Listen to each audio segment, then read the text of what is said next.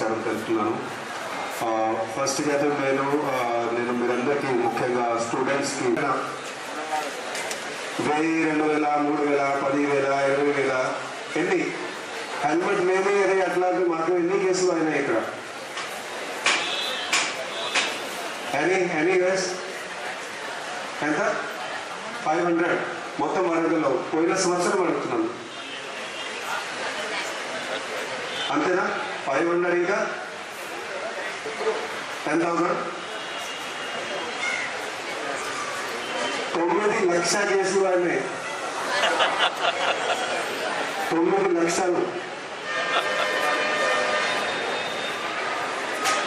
అది కూడా కొంతమంది రిపీటెడ్గా చేస్తూ ఉంటారు హెల్మెట్ లేని డ్రైవింగ్. అట్లాంటి వాళ్ళ మీద రిపీటెడ్గా కేసులు కూడా అవుతాయి. సో దానివల్ల యాక్సిడెంట్స్ ఎన్ని జరుగుతాయి?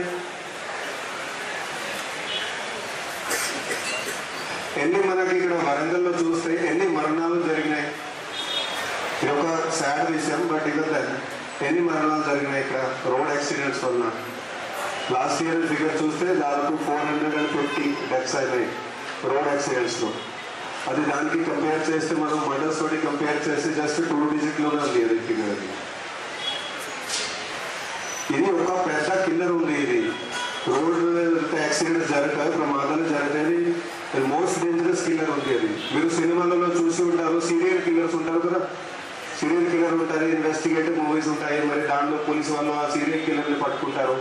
అతను అది వరుసగా చంపుతానే పోతూ ఉంటారు. 10 మందిని చంపాడు, 20 మందిని చంపాడు. అది అందరికంటే పెద్ద సీరియల్ కిల్లర్ ఇదే రోడ్ యాక్సిడెంట్స్. తెలంగాణ రాష్ట్రంలో చూస్తే ఇంతకుముందు పోయిన సంవత్సరం 7,000కి పైన మరణాలు జరిగినాయి రోడ్ యాక్సిడెంట్స్ వల్ల. భారతదేశం మొత్తంలో చూస్తే 1,00,000కి పైన ఉంటాయి.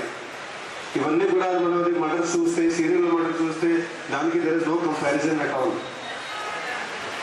అందుకే this is a very very serious issue. ఇది చిన్న విషయం కాదు, ఇది చాలా పెద్ద సీరియస్ మ్యాటర్ ఉంది ఇది. సో అందరూ కూడా గమనించి దయచేసి ట్రాఫిక్ రూల్స్ ఏదైతే ఉంటాయో, రోడ్స్ డ్రైవింగ్ సంబంధించిన రూల్స్ ఉన్నాయో అందరూ అన్నీ కూడా ఖచ్చితంగా పాటించాలి.